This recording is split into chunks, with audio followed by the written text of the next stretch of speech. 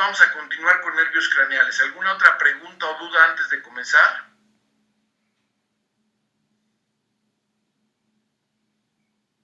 ¿Nadie? ¿Todos bien? Le voy a pedir de favor a Miguel Paz que me avises a las 9:25, por favor, porque los voy a dejar viendo lo que reste del video y tengo que entrar a una reunión que me pusieron de último momento, pero regreso con ustedes, ¿de acuerdo? Mientras ustedes terminan de ver el video. Claro, doctor. Miguel, por favor, a las 9:25 avísame, ¿sí? Okay. Vamos a ver entonces nervios oculomotores, la exploración de oculomotores, ¿ok?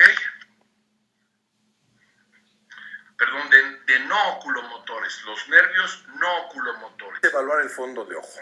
En esto estamos evaluando el segundo nervio craneal y te voy a pedir que veas al frente, que mantengas tu vista allá. Vamos a tomar el oftalmoscopio de esta manera para que tengamos capacidad de ajustar las dioptrías y vamos a señalizar la luz en la pupila de la paciente para ir observando. Lo hacemos en forma cruzada de tal manera que nuestra cara no choque directamente con la cara del enfermo. Vamos a explorar ahora con la carta la agudeza visual y vamos a ponerlo a 30 centímetros aproximadamente para que nos pueda hacer favor Karen de leer los números primero.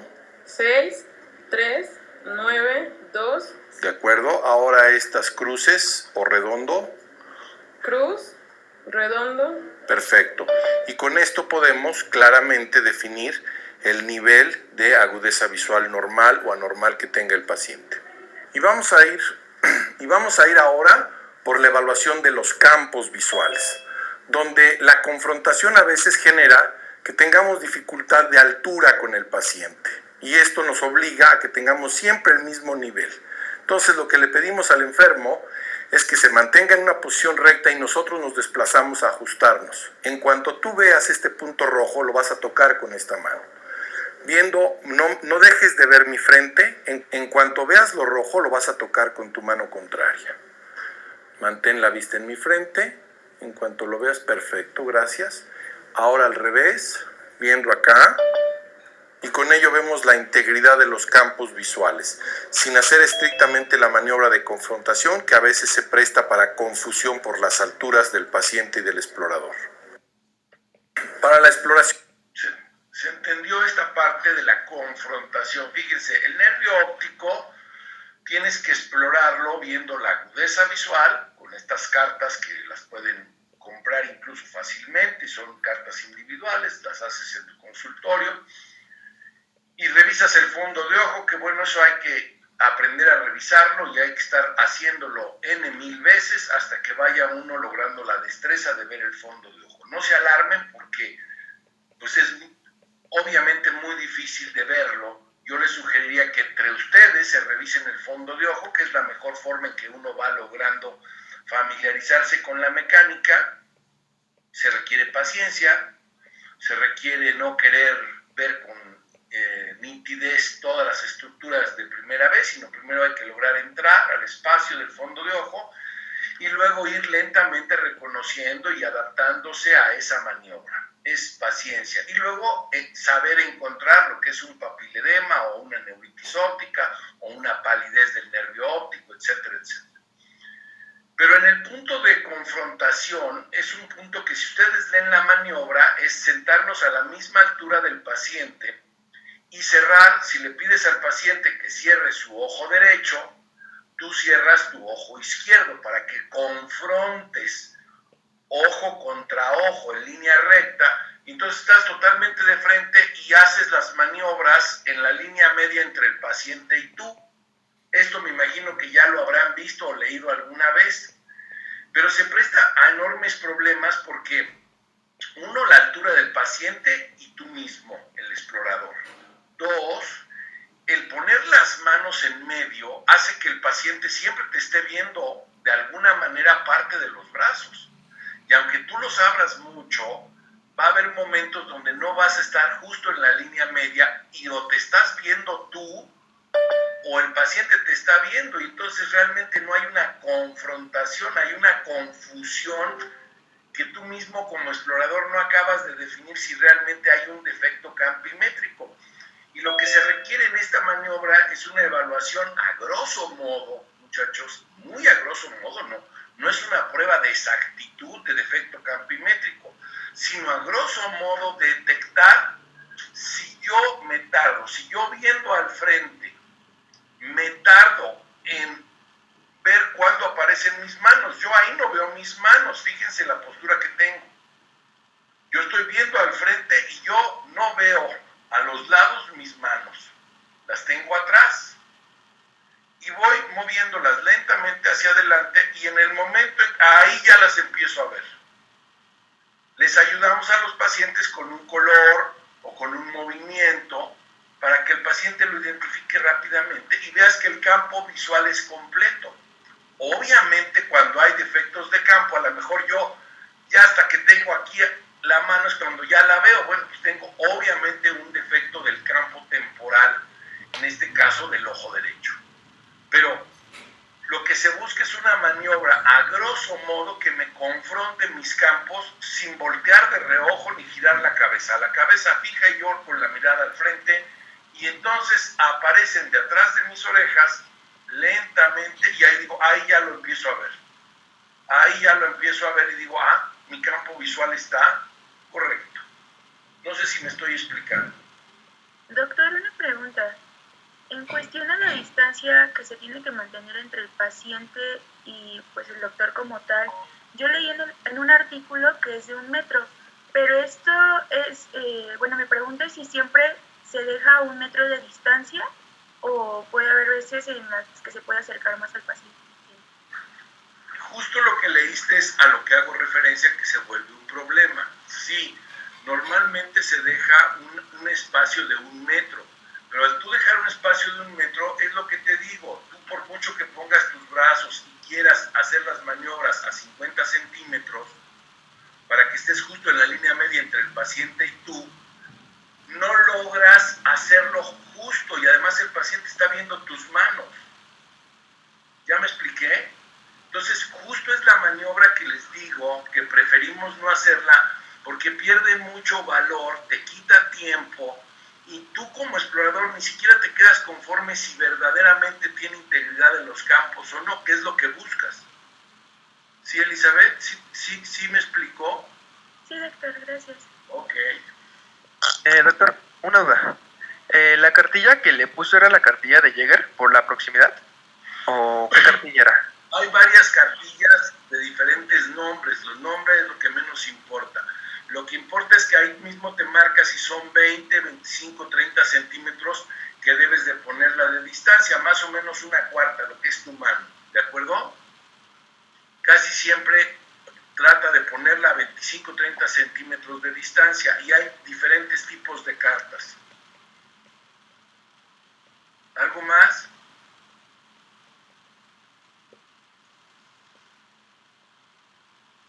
Ok, vamos a ver el quinto nervio. De la sensibilidad, vamos a explorar el nervio trigémino en sus 3 ramas, la rama oftálmica, la rama maxilar y la rama mandibular. Y vamos a hacerlo comparativo y simétrico.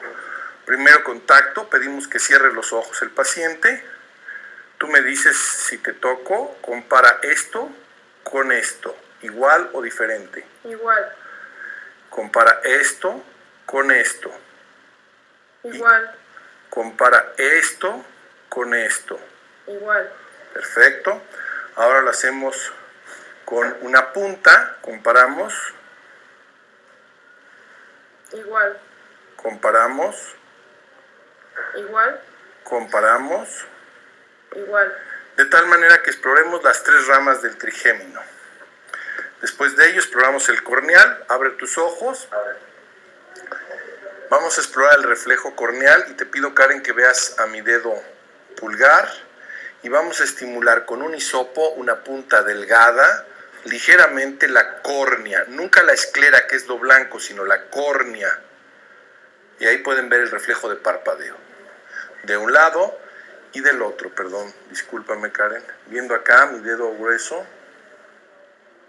Perfecto. Vamos a ver ahora la rama motora del trigémino. Abre tu boca más fuerte, que no la cierre, y vemos la integridad de la rama motora del trigémino. Vamos al séptimo nervio y vamos a explorar la mímica facial. Te voy a pedir que arrugues tu frente como si estuvieras asustada. Perfecto, ahora enojada. Y vamos analizando que haya simetría de los pliegues. Cierra tus ojos fuerte, fuerte, que se arruguen fuerte. Y vemos los pliegues que sean simétricos. Ahora infla tus mejillas sin que se salga el aire. Vemos que se mantenga adentro, que haya fuerza y tonicidad simétrica, como dando un beso. Eso, y vemos la simetría nuevamente de los pliegues. Listo. Muéstrame los dientes. Vemos la simetría de los surcos nasogenianos. Muéstrame el mentón. Y vemos el cutáneo del cuello y el mentón como parte del séptimo nervio simétrico de ambos lados. El octavo nervio. Preguntas, dudas entre el 5 y el 7, trigémino y facial.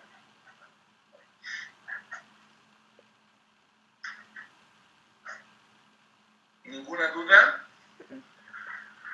Yo creo que a lo mejor lo que es muy importante y quisiera recordarles es que no olviden esta imagen del trigémino, porque cuando uno explora, cuando el paciente se queja de dolor trigeminal,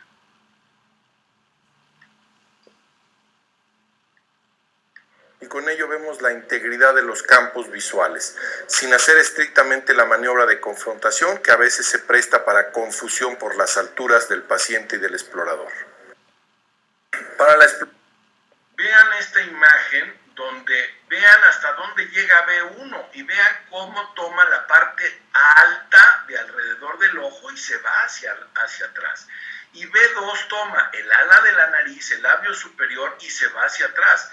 Y vean B3 cómo se mete por delante de la oreja hacia la parte de la región mastoidea. Entonces, es bien importante la distribución del trigémino anatómica para que ustedes, cuando el paciente se queja de dolor trigeminal, dolor facial, identifiquen si es una de las 3 ramas del trigémino la que está doliendo.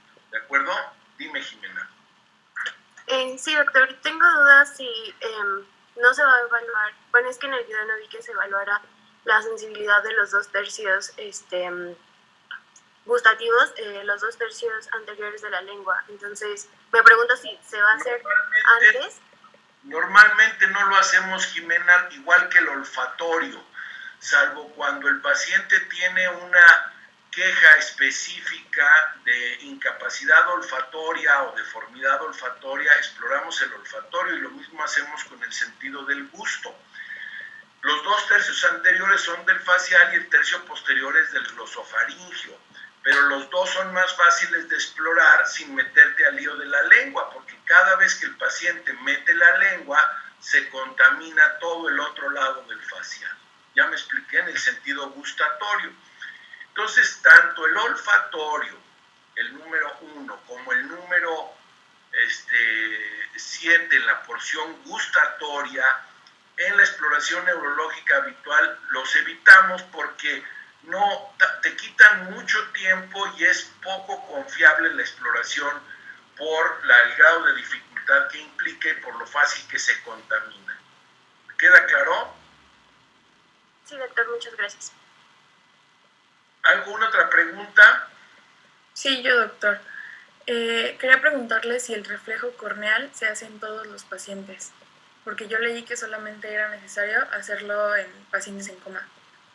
Es correcto, sí. Lo ideal es que el reflejo corneal lo hagas en pacientes que tienen deterioro de la conciencia, porque te está hablando de la integridad del tallo cerebral, por lo menos en la porción pontina, que es su sitio de integración. Se dan cuenta, en cada nervio craneal les voy poniendo su centro de integración, la aferencia y la eferencia en un letrero que aparece, que lo pueden encontrar en cualquier texto, en 1000 lados, hasta en Google seguramente lo pueden encontrar. Pero lo que es importante es que el reflejo corneal lo pueden explorar efectivamente más bien en pacientes que tengan deterioro de conciencia. ¿Por qué? Porque se da por hecho que tú puedes explorar la integridad de B1. ¿En qué casos podrías explorar el corneal? Fíjense bien, del reflejo corneal, ¿en qué casos lo podrías explorar? Y es válido en un paciente despierto, en las neuralgias del trigémino, porque un reflejo lesiones de base de cráneo, te podría estar diciendo que esas alteraciones de la sensibilidad entre B1 y B2 sí tienen una congruencia anatómica y una coherencia para las alteraciones de patología de la base de cráneo. Acuérdense que sale por el agujero redondo y por el agujero oval, tanto las ramas B1, B2 y B3, y entonces es importante para aspectos de topografía, pero es cuando está sospechando ya una patología específica trigeminal. No sé si queda clara la respuesta. Sí, doctor, muchas gracias. Ok. Voy a adelantar. Quedó claro cómo se hace el reflejo corneal. Desvías la mirada y estimulas, y luego, bueno, La integridad de la rama motora del trigémino. detalle, y por eso ese recuadro. Vamos al séptimo nervio y vamos a explorar la mímica facial. Te voy a pedir que arrugues tu frente. Esta imagen donde les vamos pidiendo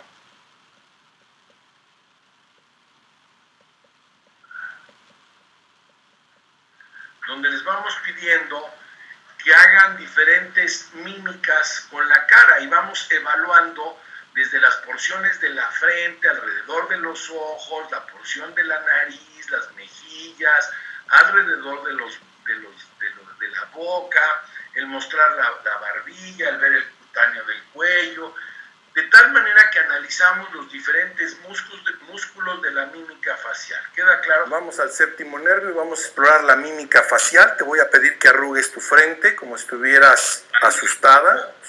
Perfecto, ahora enojada. Y vamos analizando que haya simetría del mentón. Y vemos el cutáneo del cuello y el mentón como parte del séptimo nervio simétrico de ambos lados. El octavo nervio lo evaluamos con la capacidad auditiva que exploramos durante el interrogatorio, pero hacemos una exploración armada con el otoscopio, observando la integridad del conducto y de la membrana timpánica, y vamos a traccionar hacia arriba sin lastimar al paciente y con mucho cuidado introducirlo sobre el conducto auditivo externo para evaluar en todos los ángulos la membrana timpánica de ambos lados. Y el propio conducto. Hacemos las pruebas de diapasones. ¿Percibes el sonido? ¿Se distribuye igual a toda la cabeza o no, Karen? Igual. Perfecto. Para la prueba de Riné, nuevamente, en mastoides, en cuanto lo pierdas me avisas, Karen. Ya. En cuanto lo dejes de percibir me avisas. Ya. El tiempo debe ser el doble en la porción aérea que en la porción ósea, de un lado y del otro. Esta maniobra de Discal Pike o maniobra de Varani, aunque Varani es la silla estrictamente, consiste en generar un mareo, un vértigo, generar la molestia por el que el paciente acude. Vas a dejar tu cabeza libremente en mi mano, vas a fijar un punto específico en el techo, no lo dejes de ver, voy a girar bruscamente tu cabeza. No lo dejes de ver el punto, no lo dejes de ver el punto, observo si hay algún nistagmo y te levantas bruscamente, viendo aquí, viendo acá, sin mover la cabeza, puros ojos. Se evidencia que no haya un nistagmo. Esto es lo importante, ver que no haya En el un 9. nistagmo. ¿De acuerdo, jóvenes? Eso es lo más importante. Que no Mover la haya, cabeza, puros ojos. después de la maniobra Se evidencia que no haya un nistagmo. Discal Pike. ¿De acuerdo? ¿Preguntas, dudas hasta ahí del octavo? Doctor, si presenta el nistagmo, ¿se debe de evaluar más a profundidad en ese momento el nistagmo o se terminan los pares craneales y después ya se analiza más el nistagmo? No, analízalo en ese momento, se va a agotar. Obviamente es un nistagmo de origen vestibular, es una vestibulopatía, y ya eso te dará elementos de juicio para ver ante qué estás, si estás ante un proceso infeccioso inflamatorio, si estás ante un vértigo paroxístico benigno, ante una neuritis vestibular, ante un Menier, etcétera, etcétera. pero tú lo que estás identificando es que hay una vestibulopatía, es una afección de la vía vestibular al reproducir con la maniobra de discal pike el nistagmo. Es una evidencia objetiva, ¿de acuerdo? Vale, gracias. En el 9 y 10 pedimos que abran la boca para explorar la úvula que esté central y hacemos la estimulación de los pilares para el reflejo nauseoso bilateral en forma ligera para no molestar al paciente. De un lado y del otro, siempre. En el nervio espinal evaluamos la movilidad del cuello, vamos a girar hacia... Perfecto, mantén la fuerza. Evaluamos al otro lado ahora. El 11º nervio craneal, el espinal, la fuerza y movilidad lateral del cuello. Estos son los nervios craneales. Vamos al 12º nervio, para que vean ahí cómo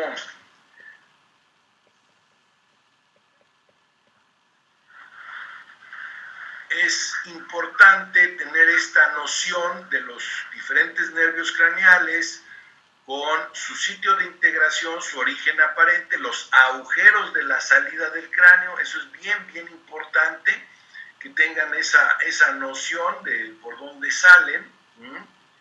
Y bueno, de esa manera también van teniendo una orientación en cuanto a la topografía de la lesión aislada de los nervios craneales cuando es una neuropatía craneal. Y entonces esto nos puede hablar ya sea de lesiones de la base de cráneo o lesiones aracnoidíticas, como puede ser neurocisticercosis, tuberculosis, que atrapan a los nervios craneales ya fuera del tallo cerebral. Y por tanto no hay afección de vías largas, ¿me explicó? No tienes afección motora, no tienes afección sensitiva, no tienes afección cerebelosa, solamente tienes una afección de nervios craneales que te está situando en una lesión periférica de nervios craneales. ¿Dónde está la localización? En el propio nervio craneal o en su defecto en la base del cráneo, en alguno de los agujeros de salida de la base del cráneo. Por eso es importante tener esta noción de los agujeros de la base del cráneo. Para los neurocirujanos es un elemento fundamental en el manejo quirúrgico y en los abordajes quirúrgicos de la fosa posterior, obviamente. Hasta ahí, las dudas. Perdón por molestar, ya son las 9:25. Gracias, Miguel, te agradezco mucho. ¿Alguna pregunta o duda? Ninguna.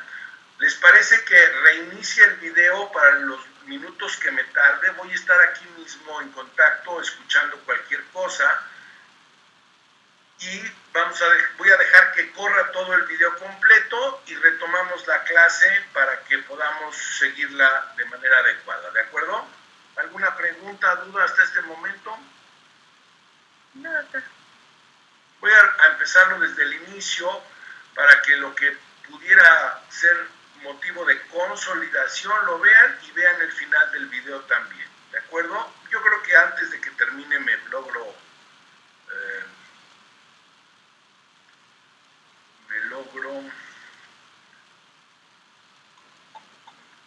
déjame ver cómo hago para quitar el audio. Es que si yo quito el audio no van a poder oírlo, ¿verdad? No se Doctor, puede. lo que puede hacer es de que le baje el volumen a su laptop, pero que deje activado el audio. Es que me van a estar escuchando. Me voy a conectar a otra reunión de Zoom que me pidieron que tengo de unos minutos. Sí puede silenciarse, pero tiene que haber compartido antes el audio de este video. Al momento de poner compartir pantalla en la esquina inferior izquierda. Lo tengo compartido, sí, ya. Lo tengo compartido, Ah, pero entonces para entonces... poder quitar mi audio voy a minimizar, ¿cierto? No, se escucha bien. Si quiere No, hagamos pero- una prueba. Puede silenciarse y nosotros le decimos si se escucha. Ok, a ver. Voy a correr el video. Díganme si dejan de ver o oír, ¿de acuerdo? El primer elemento fundamental es que estés despierta, preferentemente que estés alerta, y con ello vamos a obtener otro de los elementos fundamentales de la evaluación de las funciones cerebrales superiores o funciones cognitivas, que es tu atención y concentración. Con ello vamos a poder evaluar a la vez la orientación, tiempo, persona, espacio Vamos a evaluar tu capacidad de memoria en sus diferentes modalidades, memoria reciente, inmediata, mediata y a largo plazo. Y vamos a tener la noción de funciones intelectuales que las denominaba Luria, que son cálculo, juicio y abstracción. Y en una parte final de esta evaluación se evalúa el lenguaje, las nocias y las praxias.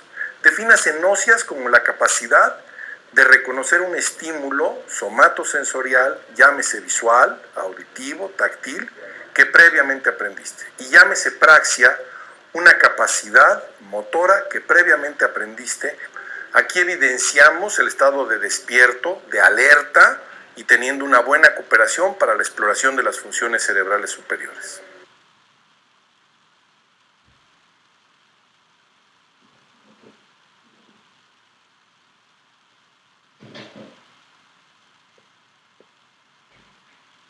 Evaluar el fondo de ojo. En esto estamos evaluando el segundo nervio craneal y te voy a pedir que veas al frente, que mantengas tu vista allá. Vamos a tomar el oftalmoscopio de esta manera para que tengamos capacidad de ajustar las dioptrías y vamos a señalizar la luz en la pupila de la paciente para ir observando. Lo hacemos en forma cruzada de tal manera que nuestra cara no choque directamente con la cara del enfermo. Vamos a explorar ahora con la carta la agudeza visual y vamos a ponerlo a 30 centímetros aproximadamente para que nos pueda hacer favor Karen de leer los números primero. 6, 3, 9, 2. De acuerdo, ahora estas cruces o redondo. Cruz, redondo. Perfecto. Y con esto podemos claramente definir el nivel de agudeza visual normal o anormal que tenga el paciente. Y vamos a ir ahora por la evaluación de los campos visuales, donde la confrontación a veces genera que tengamos dificultad de altura con el paciente. Y esto nos obliga a que tengamos siempre el mismo nivel. Entonces lo que le pedimos al enfermo es que se mantenga en una posición recta y nosotros nos desplazamos a ajustarnos. En cuanto tú veas este punto rojo, lo vas a tocar con esta mano. Viendo, no dejes de ver mi frente, en cuanto veas lo rojo lo vas a tocar con tu mano contraria. Mantén la vista en mi frente, en cuanto lo veas, perfecto, gracias. Ahora al revés, viendo acá, y con ello vemos la integridad de los campos visuales, sin hacer estrictamente la maniobra de confrontación que a veces se presta para confusión por las alturas del paciente y del explorador. Para la exploración de la sensibilidad, vamos a explorar el nervio trigémino en sus tres ramas, la rama oftálmica, la rama maxilar y la rama mandibular. Y vamos a hacerlo comparativo y simétrico. Primero contacto, pedimos que cierre los ojos el paciente. Tú me dices si te toco, compara esto con esto, igual o diferente. Igual.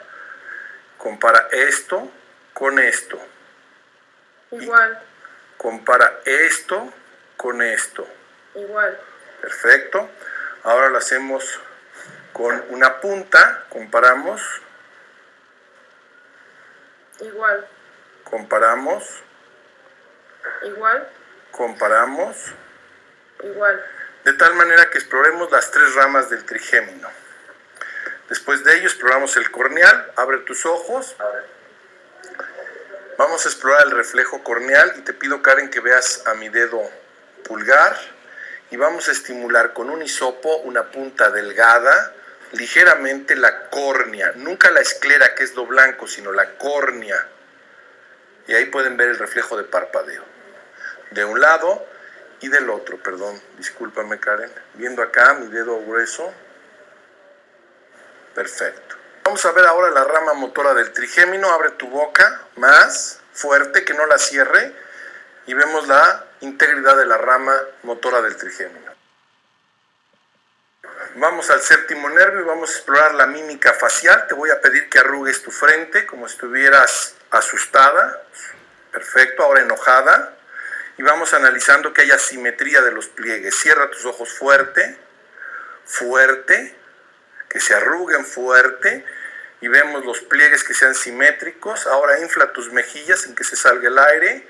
Vemos que se mantenga adentro, que haya fuerza y tonicidad simétrica. como mandando un beso. Eso, y vemos la simetría nuevamente de los pliegues. Listo. Muéstrame los dientes. Vemos la simetría de los surcos nasogenianos. Muéstrame el mentón. Y vemos el cutáneo del cuello y el mentón como parte del séptimo nervio simétrico de ambos lados. El octavo nervio lo evaluamos con la capacidad auditiva que exploramos durante el interrogatorio, pero hacemos una exploración armada con el otoscopio, observando la integridad del conducto y de la membrana timpánica, y vamos a traccionar hacia arriba sin lastimar al paciente y con mucho cuidado introducirlo sobre el conducto auditivo externo para evaluar en todos los ángulos la membrana timpánica de ambos lados. Hacemos las pruebas de diapasones. ¿Percibes el sonido? ¿Se distribuye igual a toda la cabeza o no, Karen? Igual. Perfecto. Para la prueba de Riné, nuevamente, en mastoides, en cuanto lo pierdas me avisas, Karen. Ya. En cuanto lo dejes de percibir me avisas. Ya.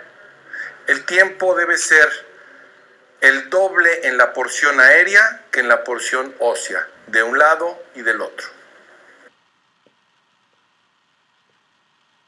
Esta maniobra de Discal Pike o maniobra de Varani, aunque Varani es la silla estrictamente, consiste en generar un mareo, un vértigo, generar la molestia por el que el paciente acude.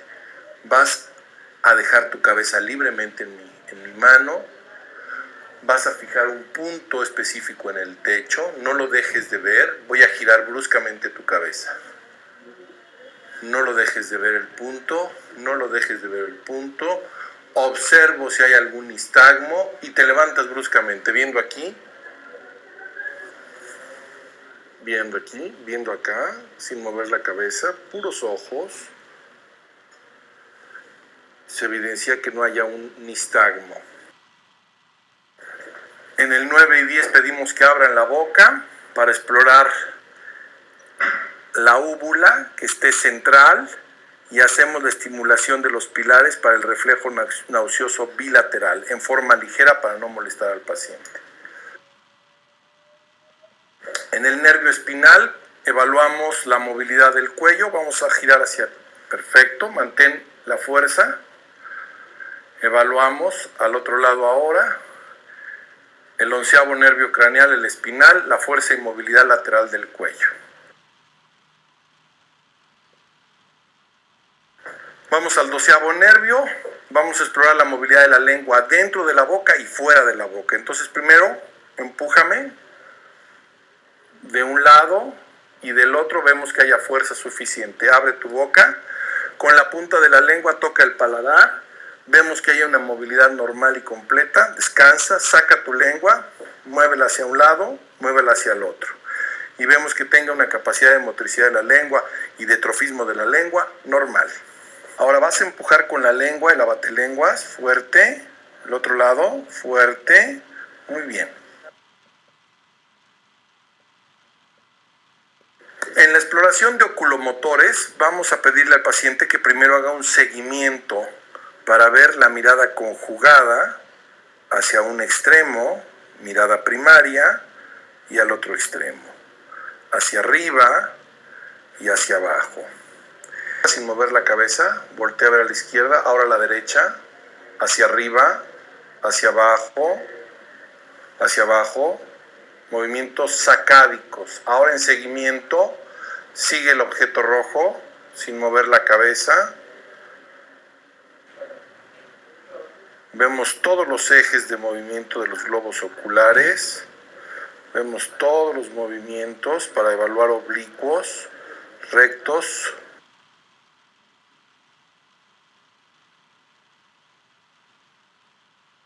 Evaluamos pupilas, de tal manera que vamos a evaluar primero el reflejo fotomotor con luz directa a la pupila y ver el fenómeno de constricción en ambos lados. Hacemos inmediatamente el fenómeno de reflejo consensual, donde estimulamos un lado y vemos el lado contrario cómo responde, y hacemos el reflejo motomotor, donde pedimos al paciente que vea la lámpara y ahora ve hacia el fondo, y observamos también el ajuste pupilar que se hace.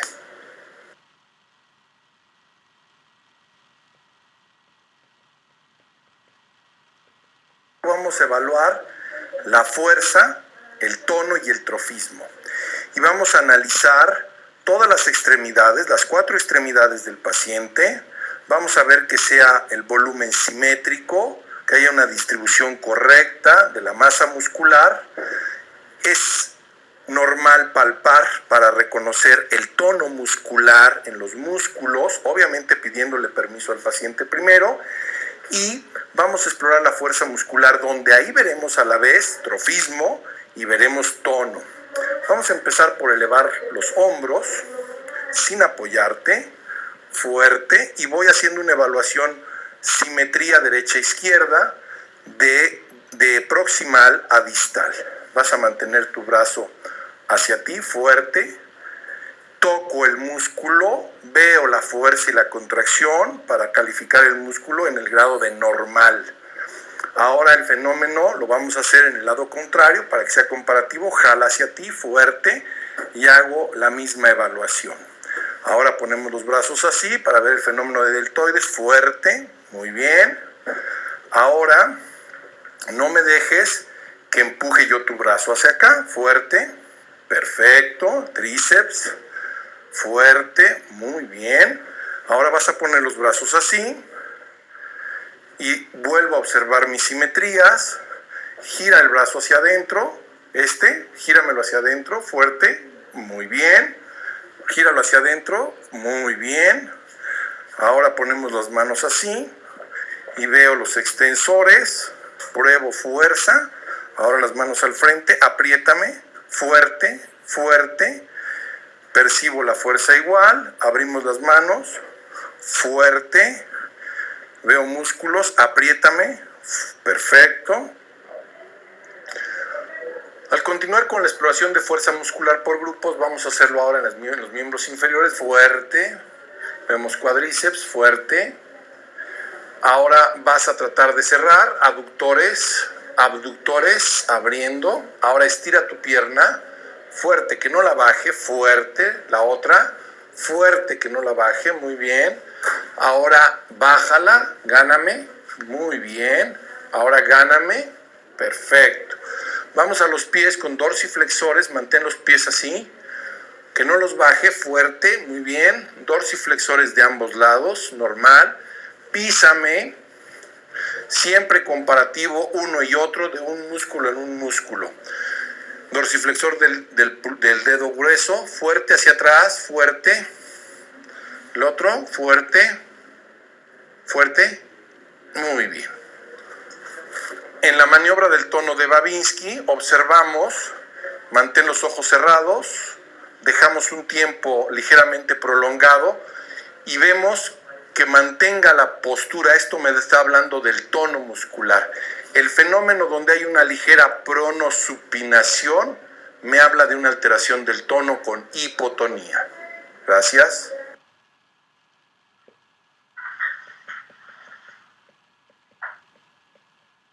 En esta maniobra vamos a explorar la fuerza motora y le pedimos al paciente que ponga los brazos al frente, que cierre sus ojos, que ponga sus piernas en esta posición sin unirlas, y evaluamos la capacidad motora de resistencia y tolerancia a ese esfuerzo físico. En México se ha denominado maniobra de Barré-Mingazzini, pero son dos maniobras diferentes, una descrita por Barré y otra por Mingazzini en miembros inferiores y superiores. Descansa.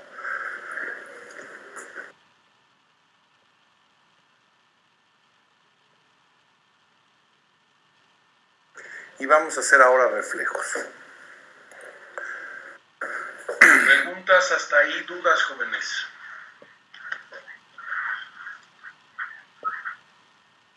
¿Ninguna pregunta? De oculomotores y yo sí tengo una pregunta, doctor. Sí, a ver, nada más, déjame primero a Alan, que levantó la mano, y luego sigues tú. A ver, Alan. Hola, doctor. Yo tengo una duda. ¿Cuándo es importante, antes o cuando recibimos al paciente, aplicar la escala de coma? Y mi otra pregunta es, si en los campos visuales también es importante considerar los superiores y los inferiores. Ok. La escala de coma se aplica sola y exclusivamente al paciente que tiene deterioro de la conciencia y claro que la aplicas de inmediato, es tu prioridad. ¿Ok? Ya platicaremos sobre el deterioro del estado de conciencia, pero en el paciente despierto que puede estar en el consultorio explorando, pues obviamente no aplicas la escala de coma. La escala de coma Glasgow, que es la más básica. Obviamente tampoco aplicarás la escala de Ford, que ya es una escala donde ya incluso se valora la capacidad respiratoria, pero inicialmente solamente se aplica a pacientes con deterioro de conciencia. Y sí, los campos visuales tanto se hacen en las partes laterales como en las partes superior e inferior, claro. Pero nuevamente es una aproximación, es una confrontación. Acuérdate que lo que tratas de detectar es que haya una franca alteración por defecto del campo. La única forma de detectar defectos campimétricos menores pues es solamente haciendo las pruebas de perimetría con equipos adecuados para ver con señales. Los pacientes se meten como en unos gogles, están en una imagen, una pantalla, y ahí van viendo imágenes y van haciendo el clic de cada vez que ven una imagen. En base a eso se dibuja un campo, una perimetría. A ver, ahora sí, ¿quién más quería, perdón, la palabra? ¿Antes Fátima o no? ¿Quién más iba a hablar antes? Yo, Naomi. Ah. Le iba a preguntar, doctor, que en el caso de la exploración de después de la campimetría ya no se hace la parte de la visión cromática, para ver si el paciente tiene daltonismo, se hace solo si el paciente pues nos manifiesta que tiene síntomas o molestias de ese tipo. Sí, cuando ese tipo de exploraciones más en extenso o a profundidad lo haces con pacientes que normalmente se quejen de algún defecto de colores. Pero lo que yo les estoy poniendo aquí es una exploración general neurológica donde evidentemente pueden faltar muchas cosas. De hecho, en cada uno de los segmentos podrían faltar más elementos de exploración neurológica para ir a profundidad. Por ejemplo, en el octavo nervio no les hice la maniobra de Swabatch, que es comparativo, o no hicimos las maniobras de reposicionamiento aparte de la de Millen-Barani o de Dishal-Pike. Entonces, hay un sinnúmero de otras evaluaciones que complementan la exploración neurológica. Esta exploración neurológica es la exploración neurológica general, por así decirlo, y con la que tú te puedes dar una noción de si hay una patología específica. Te contestaría exactamente lo mismo que con el olfatorio y el gustatorio. A ver, si hay un defecto de solo colores, pues explorarás ya solo el defecto de colores y será un terreno más oftalmológico que del neurólogo. Porque normalmente si hubiera una afección de colores y además otros defectos visuales, entonces ahora sí ya estaríamos hablando de una afección de campo visual, una afección de vía visual, una afección de centro visual en el occipital en áreas tal vez terciarias, o un reconocimiento de los colores si es que hubiera una agnosia visual, que es un fenómeno muy interesante. Pero son ya aspectos más sofisticados. No quiere decir que no se hagan, sí se hacen aún. Sí se hace la exploración del olfatorio, sí se hace la exploración del gusto, pero no son del uso diario frecuente porque normalmente son patologías muy específicas que cuando ya el paciente te lo dices vas y haces esa maniobra. No sé si me logro explicar. Sí, doctor, gracias. Ok, Fátima. Doctor, para la exploración de los músculos, ¿está utilizando como alguna escala para decir que es normal? ¿O? Normalmente se le da la escala, es la escala de Harvard, que es la más popular. Hay varias escalas.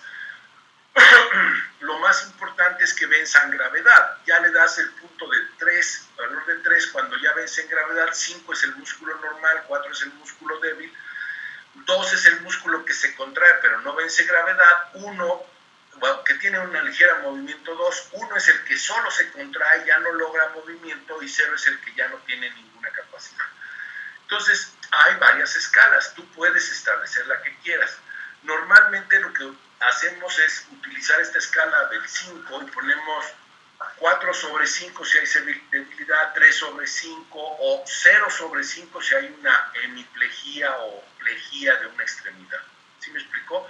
Y creo que lo que me gustaría puntualizar ahí, aprovechando tu pregunta, es que haga su exploración neurológica de la fuerza por grupos musculares siempre comparativo.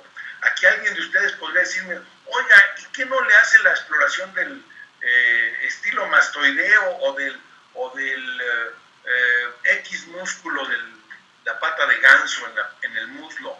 A ver, nuevamente, sí se pueden hacer toda la exploración, pero tendríamos que llevarnos media hora en pura exploración de grupos musculares de manera bilateral comparativa para hacer un rastreo de todos. Entonces, ¿qué hacemos? Hacemos grupos de músculos, cabeza, cuello, hombros, los proximales de los brazos, los distales de los brazos, manos, los proximales de miembros inferiores, los distales de miembros inferiores. ¿Sí me explicó? Y claro, si el paciente les dice que tengo debilidad, noto debilidad al flexionarme, al sentarme, bueno, tendrás que buscar ya y hacer evaluaciones de músculos abdominales, psoas, etcétera, etcétera, para ver si hay alguna afección específica. Lo que yo aquí les muestro, si se dan cuenta, es nuevamente una exploración general que les permita notar si hay una debilidad o parece. Y todavía más general es esta maniobra de Barré y de Mingazzini, que como les dije en el video, no existe la descripción de Barré-Mingazzini. Esto es un invento de los mexicanos que hicimos aquí y que es una tradición oral. O sea, ustedes van a llegar a un hospital y alguien les va a decir, el neurólogo, haz del Barré-Mingazzini. Tú buscas esa maniobra y no existe. Vas a encontrar la de Barré por separado, que es en miembros inferiores, y de hecho originalmente era una maniobra con paciente boca abajo y levantaban los pies en flexión. ¿Ya me expliqué? Y la de Mingazzini es la de miembros superiores. Pero aquí en México, en el Instituto Nacional de Neurología y Neurocirugía, pues se fusionó esto y se volvió una tradición oral y una enseñanza que se generó de generación en generación. Y entonces se habla maniobra de Barré-Mingazzini y lo pones así, con brazos y con piernas en flexión, como les mostré. Y la verdad es que es una maniobra muy buena para rápido explorar parecias, hemiparecias, parecias de una extremidad.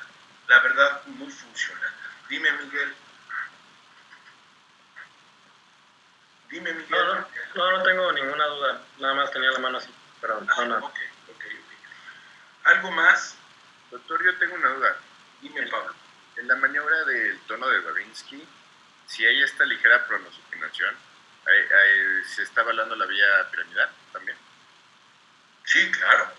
O sea, fuerza, tono, trofismo, evalúa vía córtico-espinal, vía piramidal. Sí, claro. De hecho, si ustedes van y buscan la maniobra del tono de Babinski, es todo un caos con esa maniobra del tono de Babinski.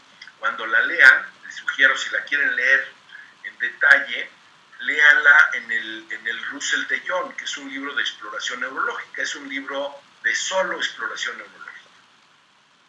Ahí sí puedes encontrar todos los 1000 detalles, si les gusta, los 1000 detalles de lo que en cada apartado podemos profundizar en cada exploración. Pero ahí van a leer cómo americanizaron la maniobra del tono de Babinski, de tal manera que no tiene nada que ver con lo que les expliqué aquí. Lo que les expliqué aquí, esta maniobra del tono de Babinski, me voy a ver muy ufano y grosero, pero esta es la verdadera historia, la verdadera maniobra del tono de Babinski. Babinski se fue a finales del siglo XIX, se fue a formar el servicio de neurología a la Pitié. Hoy en día es el servicio hospitalario Pitié-Salpêtrière. Y se fue allá a hacer el servicio de neurología porque Charcot, que era el padre de la neurología y el profesor de neurología de la Salpêtrière, estaba dedicado a la evaluación de la histeria. Hizo trabajos muy importantes sobre la histeria. Pero él quería que todos sus alumnos, que todos sus profesores de cursos, ya neurólogos hechos, cuando digo alumnos no quiero decir que fueran estudiantes, sino sus compañeros neurólogos, pero de menor jerarquía, siendo él el jefe, él quería que todos se dedicaran a la histeria. Y Babinski se puso a investigar la vía corticoespinal y una manifestación que es importantísima, como es la respuesta extensora de Babinski en la planta del pie.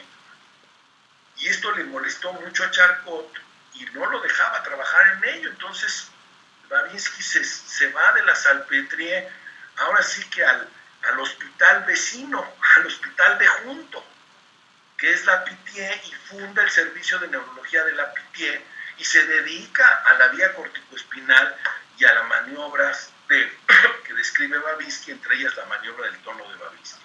Y ahí describe esta maniobra que les expliqué, donde es puramente el fenómeno de pronosupinación. Si ya baja el brazo, esto es paresia, esto ya es una paresia. Pero si solamente pronosupino, esto es una hipotonía. Y eso es lo que trata de mencionar Babinski en su descripción original de la maniobra del tono de Babinski. Esto lo aprendí ahí en París con la gente de la Pitié. Y ellos muy molestos porque pues, se deformó la maniobra original de Babinski a algo que implica tocar los brazos y moverlos, que Babinski nunca describió. ¿Ya me expliqué? Pero bueno, ya son Honduras. En fin, vamos a continuar, jóvenes, si no hay otra pregunta o duda. ¿Queda claro, Pablo? Sí, doctor, gracias. Vamos a seguir con los reflejos. Los reflejos, empezamos por el reflejo maceterino. Abre y separa ligeramente los labios, flojita, cierra tus ojos. Siempre exploramos reflejos con distractores inclusive. Vamos a explorar el reflejo delto pectoral de un lado y del otro. Ahí probablemente lo hice muy fuerte. Siempre comparativos de un lado y del otro. Comparativos, un lado y el otro. A veces podemos, ojos cerrados siempre, maniobras de distractores. ¿Me puedes decir tu edad y la fecha de nacimiento? 17 de agosto del 89, 24. Pueden ustedes ver cómo se libera más fácilmente el reflejo. Continuando con maniobras de distractores, Karen, dime el nombre y la edad de tus hermanos, hermanas. Fabián y Liliana, 39, 35 y 30.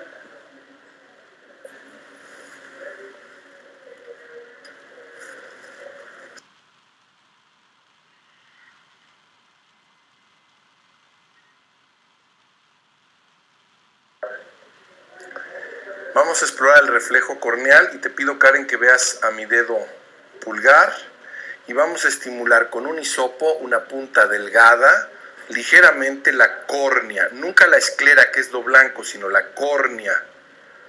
Y ahí pueden ver el reflejo de parpadeo, de un lado y del otro. Viendo acá mi dedo grueso, perfecto. Abre tu boca, vamos a explorar el reflejo nauseoso con una batelenguas. Abre grande, estimulamos primero un lado y luego el otro lado. Ponte derechita, eso. Cierra fuerte tus ojos, el reflejo palmar. Se tiene que estar muy relajado para lograr este reflejo. Y hay una flexión forzada de los dedos, se percibe en la mano. La división o la exploración de los reflejos abdominocutáneos se hace separando superiores, medios, inferiores y vamos a hacerlo siempre de fuera, de dentro a fuera, de un lado y del otro.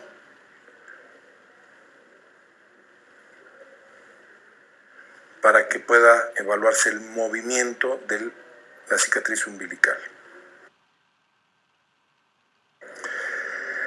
Dentro de los reflejos patológicos es fundamental que esté totalmente relajado el paciente. Como reflejo patológico, el reflejo de Babinski, uno de los reflejos más importantes, estimulando desde la parte baja, el borde externo, lentamente, sin provocar el retiro y metiéndonos hacia el dedo grueso. El otro lado igual, el estímulo y observando la flexión forzada de los dedos, que es el fenómeno normal. Cuando hay tanta resistencia como en este caso, que hay mucha intolerancia, y cuando tenemos duda, a veces son importantes los reflejos sucedáneos. Se coloca nuestra mano sin apoyarnos marcadamente sobre la patela y estimulamos en el reflejo de Chaddock, hacemos el reflejo de Schaffer, hacemos el Oppenheim, hacemos el Gordon o hacemos los reflejos de Stransky o la percusión con una punta del malleolo interno hacia el dedo pequeño y se observa la flexión. Como reflejo normal, el reflejo anormal patológico es el abanico y la hiperextensión de los dedos. Vamos a evaluar los reflejos atávicos. Separa ligeramente tus labios. En los reflejos anormales de tipo atávicos, ojos cerrados, dejamos la boca ligeramente cerrada, no advertimos lo que vamos a hacer y rozamos buscando reflejos de búsqueda o de succión. Podemos incluso percutir suavemente para ver si hay un reflejo de búsqueda alrededor de la boca como reflejos atávicos. Se busca el reflejo maceterino, también históricamente llamado de prehensión maceterina o bulldog, donde cierra la boca, el reflejo anormal, cierra fuerte, el paciente hace esto involuntariamente. Descansa. El palmo mentoniano, separando ligeramente los labios nuevamente, se fricciona la palma y se observa un reflejo cuando es anormal. En este caso no hay anormalidad. Mirando al frente, mantén tu vista al frente sin parpadear. El reflejo de la glabela es anormal cuando no puede dejar de parpadear. Buscamos la prehensión como otro reflejo atávico, donde el paciente cuando es anormal se pesca, tracciona. En este caso es absolutamente normal, los reflejos de imantación.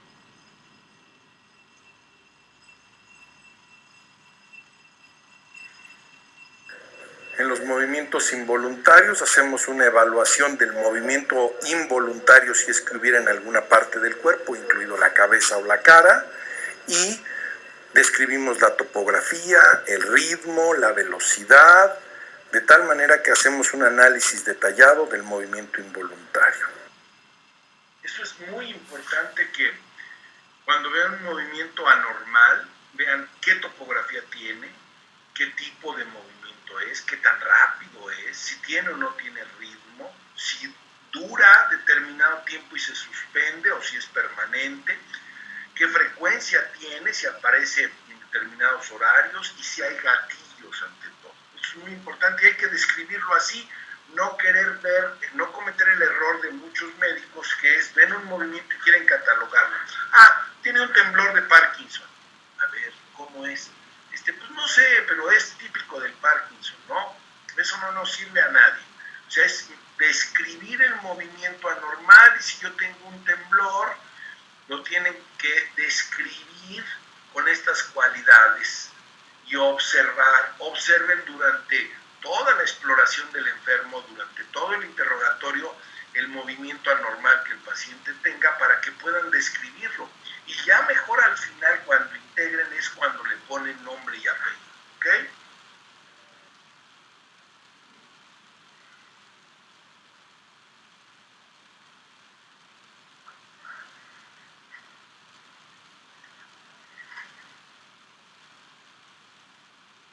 Con los ojos cerrados vamos a explorar la parte de sensibilidad y vamos a ir estimulando. Aquí sí no hay más que aprenderse el mapa de Keegan y Garrett, que es el que tienen ahí. Hay que aprendérselo. Mientras ahorita hacia el final piensen, a ver si me pueden explicar por qué en los brazos y en las piernas no tiene la distribución lineal que tiene al frente, en el pecho y en el abdomen y en la espalda. ¿Se dan cuenta cómo hay una distribución irregular, caprichosa en miembros superiores e inferiores? Y no hay otra más que aprendérselo, doctores. Ahí tienen de un lado la vista anterior y del otro lado la vista posterior, con el fenómeno de tiro al blanco que se ve en la región glútea para los niveles sacros.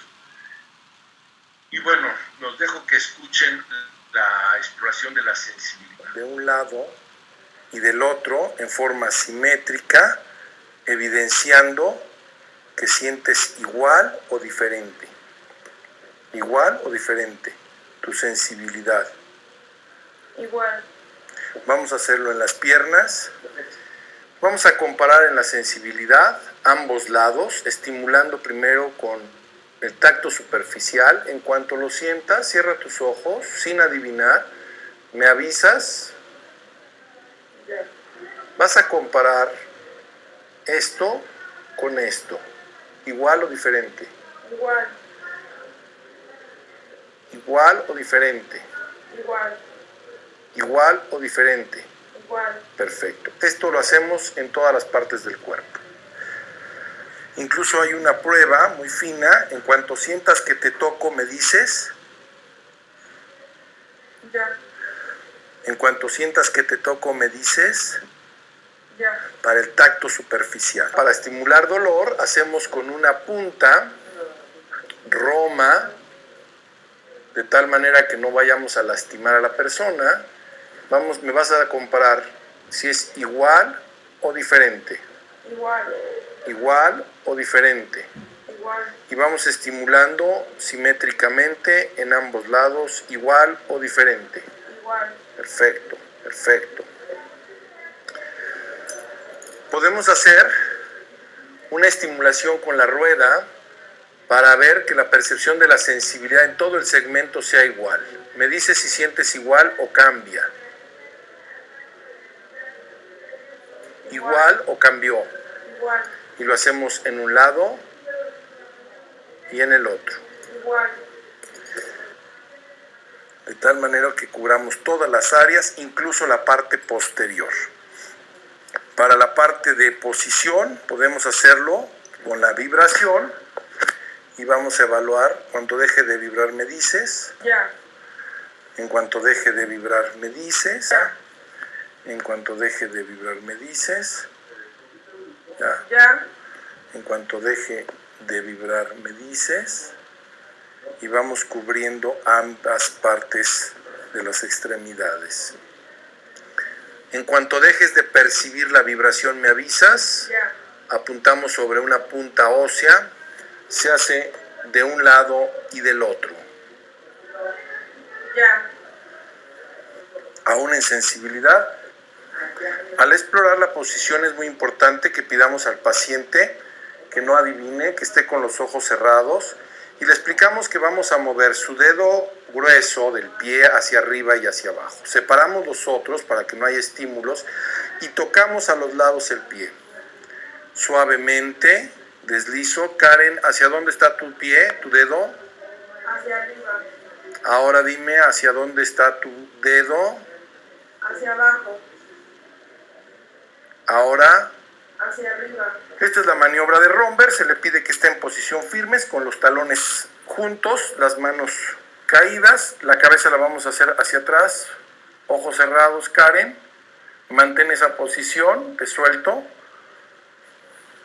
Y hay una pequeña fluctuación que es fisiológica. La caída hacia un lado o hacia el otro es lo anormal. Descansa.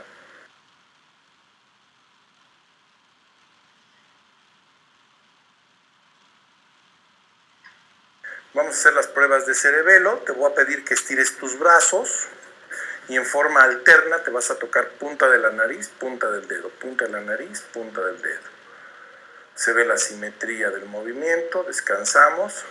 Ahora lo vas a hacer contra mi dedo, bien estiradito, tu nariz, mi dedo, tu nariz, mi dedo, ojos cerrados. Ok. Exacto, ahora con la otra mano. Obsérvese, hazlo, repítelo. Obsérvese la llegada a la nariz, que no se desorganiza el movimiento. Ahí vemos que la prueba sea puntual y correcta. Y lo mismo se hace al tocar mi dedo, que no se desorganice el movimiento. Un movimiento anormal, el paciente desorganiza al final. Vamos a hacer con las palmas sobre los muslos, rápido, varias veces. Descansa. Vamos a hacer la alternancia ahora sí. Vamos a ver que sea rítmicamente, incluso correlacionándolo con nosotros mismos, para ver que la coordinación sea normal y exacta. Vamos a la exploración de miembros inferiores en coordinación y vas rítmicamente a golpear sobre tu rodilla 1, 2, 3, de un lado y del otro. Por el borde de la tibia separas, deslizas primero de un lado y luego del otro. Perfecto, ahora del otro lado. Muy bien, descansamos. Vamos a hacer esta maniobra, se llama maniobra de Holmes, para ver coordinación y medición. Jala hacia tu cara, cierra tus ojos, jala hacia tu cara. En la maniobra de Holmes le pedimos al paciente que jale su brazo hacia su cara con toda la fuerza, fuerte. Yo la protejo y vemos cómo la capacidad de coordinación evita que ella choque contra sí misma.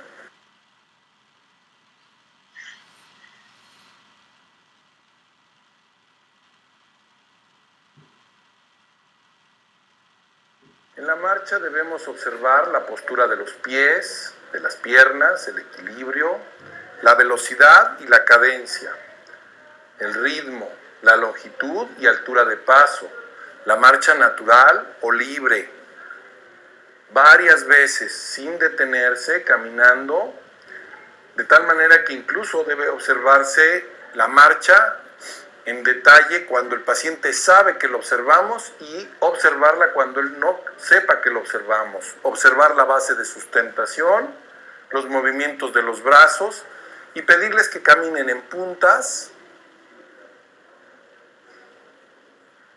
en talones y en tándem, pegando exactamente bien el borde del talón a la punta de los dedos. Muy bien.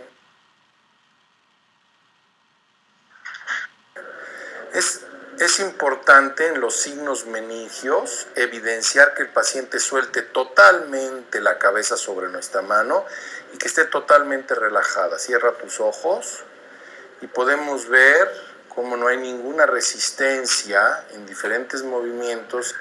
Hacemos la flexión forzada y observamos que no haya movimiento y hacemos el movimiento del binda, donde esto se desplaza, donde hay normalidad. La maniobra de Kernig, donde se hace la extensión y se observa que no haya una flexión de la extremidad.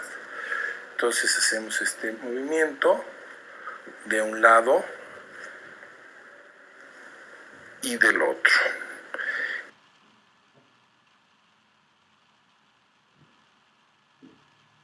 Se exploran diferentes puntos en la cara. En la exploración de búsqueda de soplos, mantén tu vista al frente, cierra tus ojos. Buscamos en la meningia, la temporal superficial, soplos. En los ojos, pidiéndole que el ojo esté cerrado. Ábrelo, descansa, cierra, ábrelo, cierra. En el cuello carótida y en la porción retromastoidea.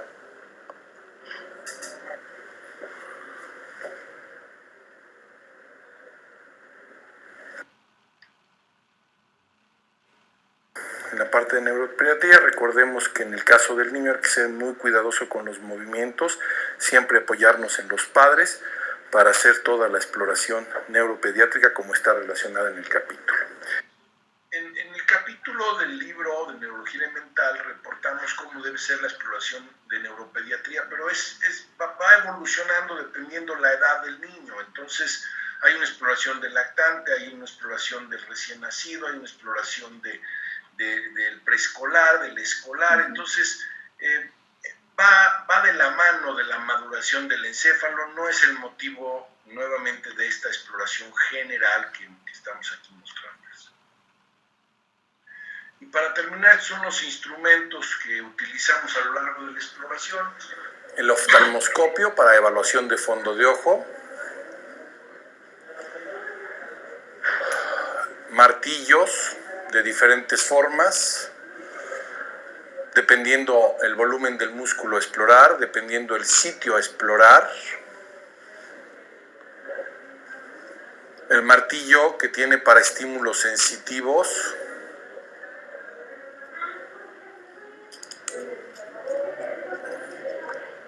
y para estímulos algésicos.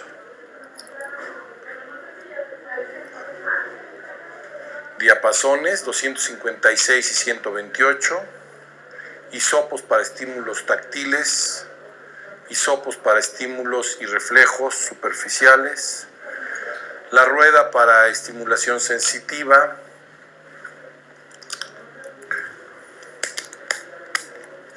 el otoscopio para evaluación del conducto auditivo externo y reflejo y membrana timpánica, la carta para agudeza visual, para evaluación de nistagmos, lupa para evaluación de fenómenos pupilares anormales o alteraciones sudomotoras en la piel, reflejo vidrio rojo para prueba de la diplopia en los casos que haya diplopia, el baumanómetro para la evaluación de TA, ortostatismo, y el estetoscopio como una estructura fundamental para evaluación de pulsos, soplos en la evaluación del paciente.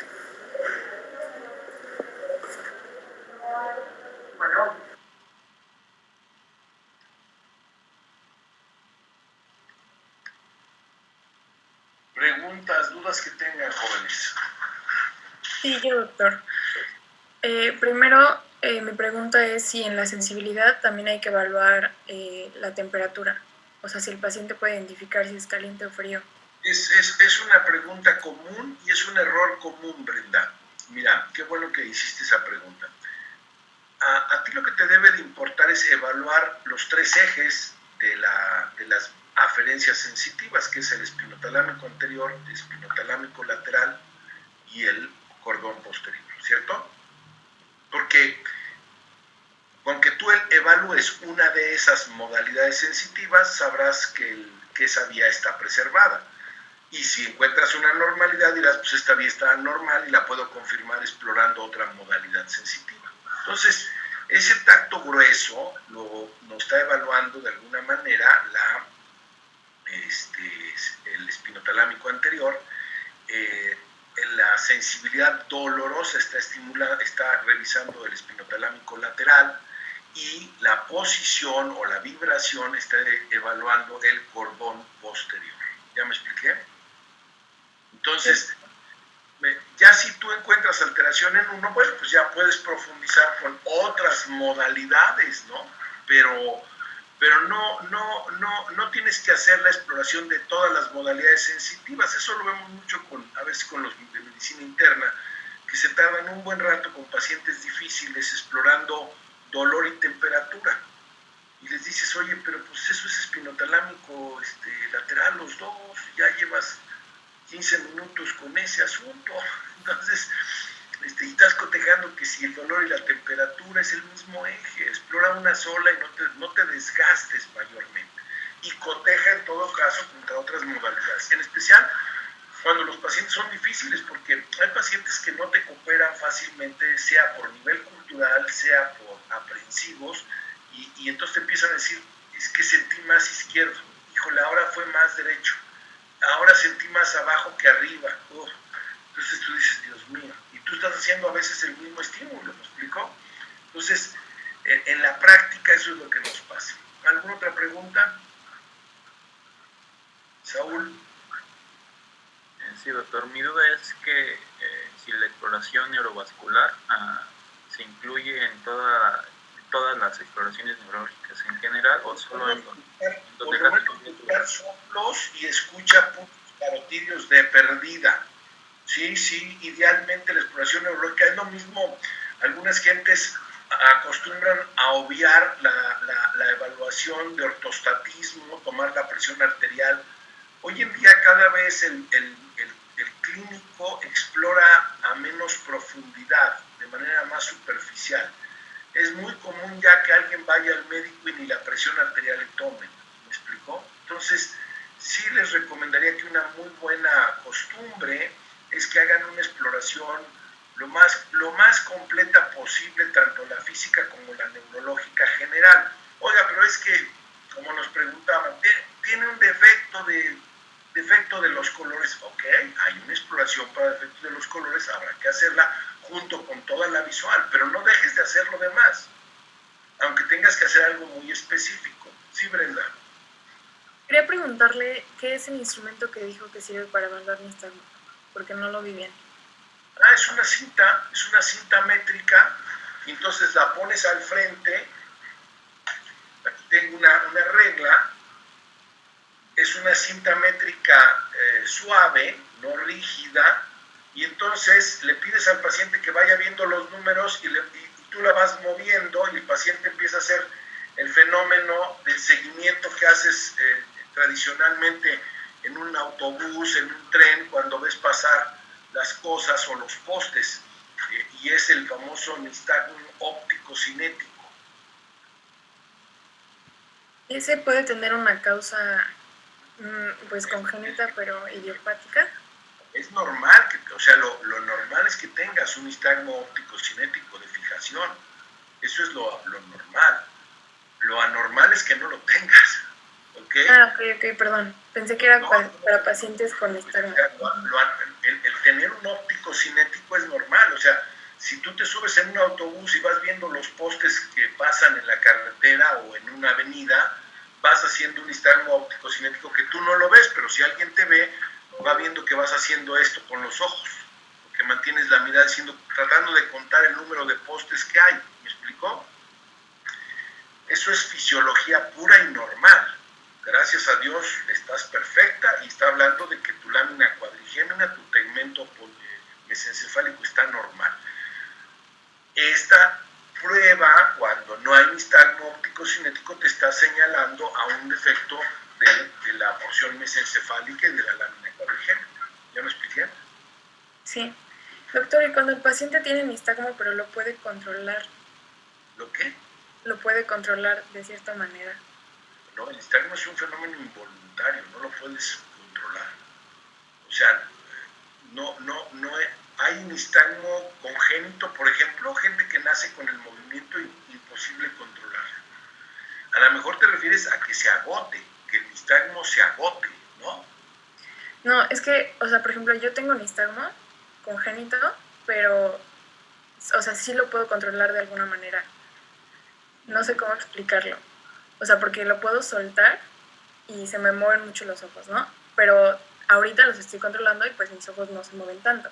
A ver, acércate a la cámara, quítate tus lentes, haz tu pelo hacia atrás, por favor, y trata tú misma de acercarte más a la cámara, lo más que puedas, para que nos veamos exclusivamente los ojos, no veamos el resto de tu cara, sino solamente los ojos, o un solo ojo, y voltea, a ver, veme haciendo caso de lo que te digo. Tú voltea a ver, no estás viendo la cámara, te estás viendo tú. Ahora sí.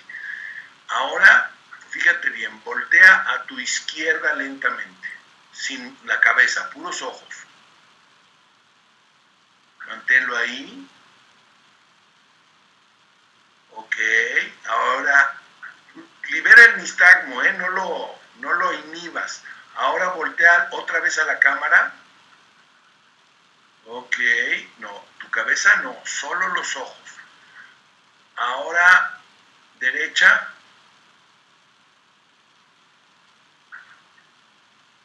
Izquierda. Arriba. Abajo. Ok, al frente. A la derecha.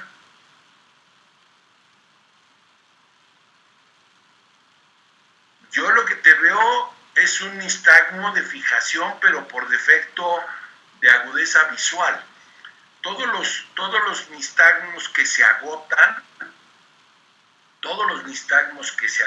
suelen ser periféricos, por definición. Pero se agota, o sea, no es que el individuo lo logre inhibir, sino se agota. Yo no sé si ahorita lo lograste liberar el nistagmo para que lo pudiéramos ver, pero no te veo. Pero, por ejemplo, o sea, puedo soltarlo y... Suéltalo. Pero también lo puedo... Acércate más. O sea, si lo suelto, por así decirlo, se va más amplio. Suéltalo, es lo que quiero ver. Es que eso no necesariamente es un nistagmo. Ok, tú suéltalo, pero trata de mantener la vista en la cámara. Pero suéltalo. Ahí está que no es un nistagmo, es un espasmo de movimiento ocular. A ver, ahí está, se está moviendo un poquito. No es un nistagmo. A ver, suéltalo completo. Déjanoslos ver.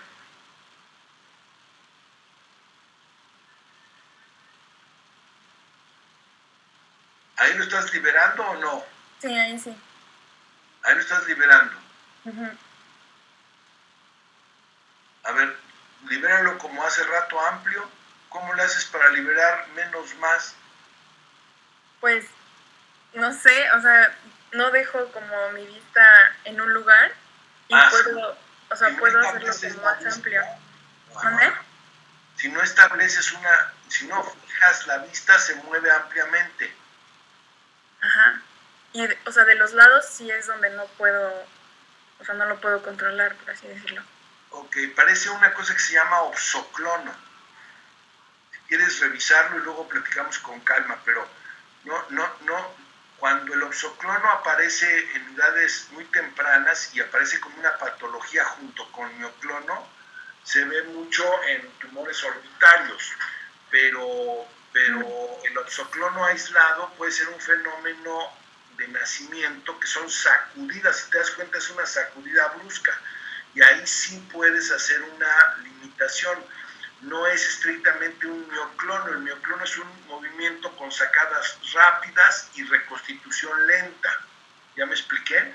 Uh-huh. Y tú haces un movimiento amplio, rápido en ambos lados. Son detalles finos, pero bueno, para no enredarnos mucho, te aporto eso y ya si te interesa, si quieres luego hablamos. Uh-huh. Mándame un video donde te grabes los puros ojos y hagas movimientos voluntarios derecha, izquierda, arriba, abajo, y luego al seguimiento con alguien que te ponga una pluma, la vas siguiendo para ver cómo se comportan esos movimientos y poder ponerle un nombre específico. Pero no te angusties, y sí, cuando son fenómenos oxoclonos, sí puede haber un control voluntario, la fijación de la mirada inhibe movimiento amplio. ¿Me explico? Sí. Ok, muchas gracias. ¿Alguna otra pregunta, duda, jóvenes?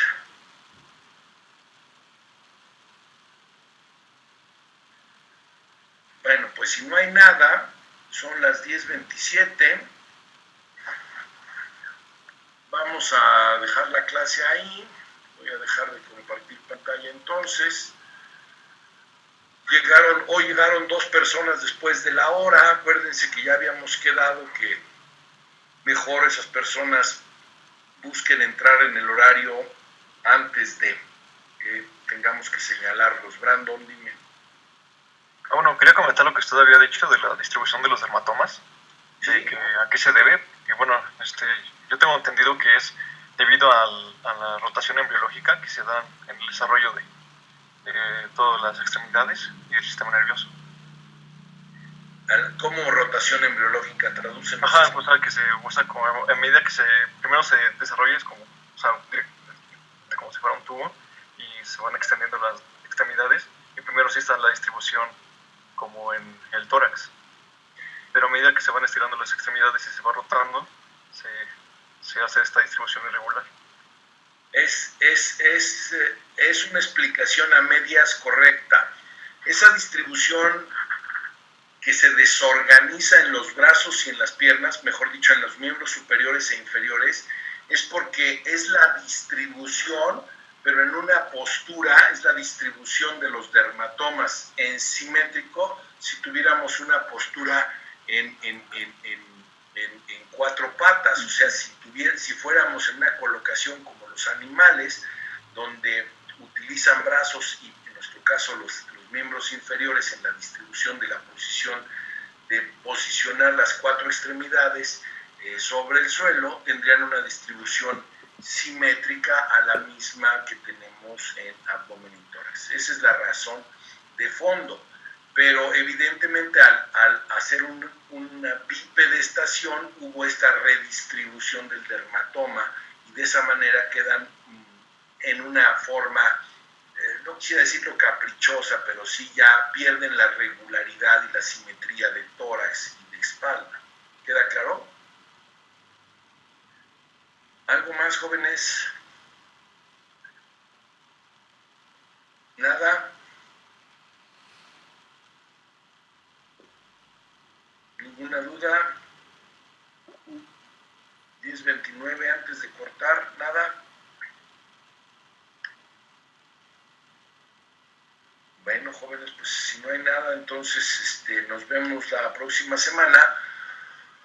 Voy a empezar a hablar de estados de conciencia para hacer creo que uno de los puntos medulares, una vez que ya tienen una noción de cómo se explora un paciente neurológico, es la evaluación del paciente con deterioro de conciencia, que además es una emergencia neurológica y que debemos tener una ruta de acción. Así es que, por favor, revisen estado de coma, estados vegetativos, tener noción sobre esos aspectos, los diferentes niveles del deterioro de la conciencia, las herniaciones, para que platiquemos al respecto, cómo se ven las pupilas, cómo es la respiración, etcétera, etcétera. ¿Ok? Hasta luego, cuídense. Bye. Nos vemos, doctor. Gracias, doctor. Gracias, doctor. Hasta luego.